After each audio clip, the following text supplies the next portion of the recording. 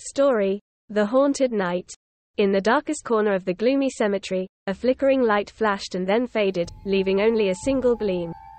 "Hurry up and offer the incense," we urged Dat, poking him in the arm. Startled by the poke, Dat jerked, his eyes darting fearfully around, filled with dread.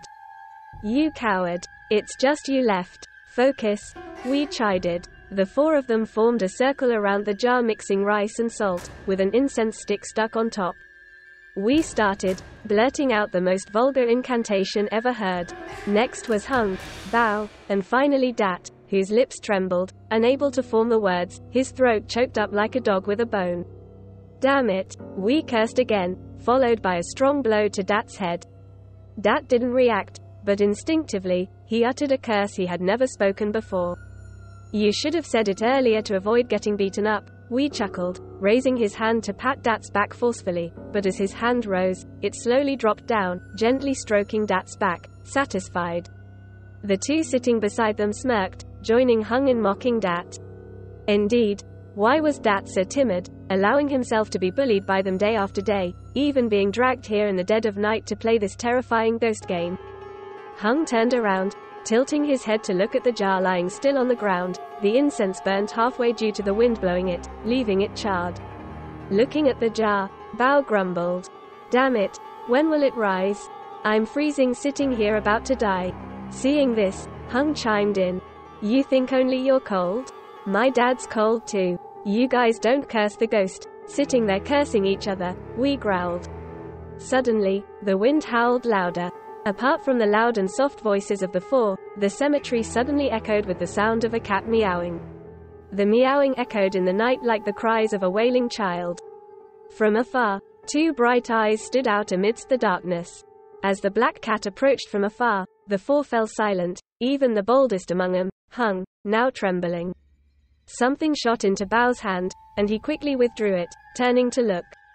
The jar shook violently, spilling rice and salt onto the ground. He only managed to utter the word, "Run," before fleeing. The others turned to see this scene, also running for their lives.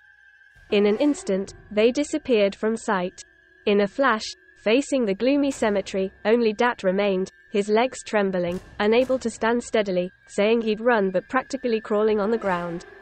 His legs dragging on the ground were suddenly grabbed by a cold, firm hand.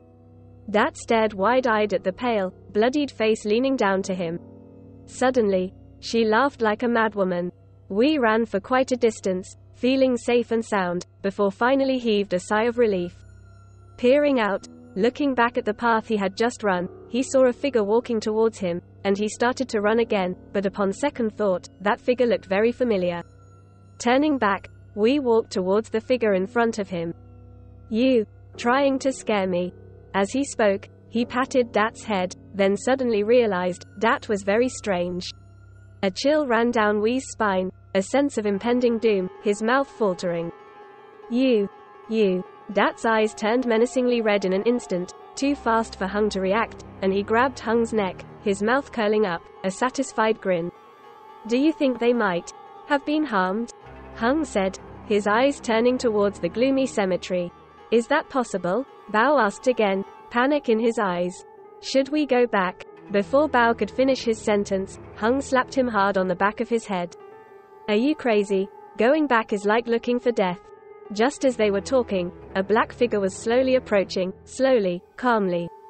"Run!" Bao shouted. Instead, he received another blow to the back of his head. "It's Dat. What are you running from? Do you see Wee anywhere?" The question echoed. Without a response, Dat bowed his head, his shoulders slightly trembling. This guy must be too scared, about to wet himself. Bao looked at Dat, his whole body shaking with laughter.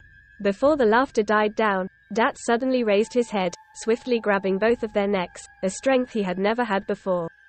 At that moment, the two realized, Dat's shoulders were trembling, not out of fear, but because he was laughing. A devilish grin spreading across his face, and his eyes, once black, now turned menacingly red in the dark. But by the time they realized it, they had no chance to admire this terrifying night scene again. The next morning, mist filled the air, the cold air seeping into every cell in the body. Just as it was early in the morning, 4 families discovered a missing child and mobilized the whole village to search. Searching all morning, suddenly someone walked out into the field and ran back to report. The whole village rushed out. Among the 4, 3 fell into the ditch, their faces buried in the mud, their bodies frozen stiff. The only survivor was Dat, but his body was equally pathetic. When people found him, he was lying curled up next to a grave, covered in scratches, his mind in chaos. When he was brought back, passing the ditch where the 3 died, he suddenly turned back, his trembling appearance disappeared, instead replaced by a demonic face, his lips curling up, his eyes turning from black to menacingly red veins coursing with blood. In the end, no one knew what happened that night. They only knew that 4 boys went to the cemetery to play the ghost game in the middle of the night, and as a result, 3 died. 1 since then has been mentally disturbed, standing in front of the cemetery laughing maniacally every night. Then his family runs to see what's wrong with him, but no matter how they treat him, he still only knows to stand in front of the house. But even being locked in the house couldn't stop his madness. At night, his laughter would ring out, echoing in the silent darkness.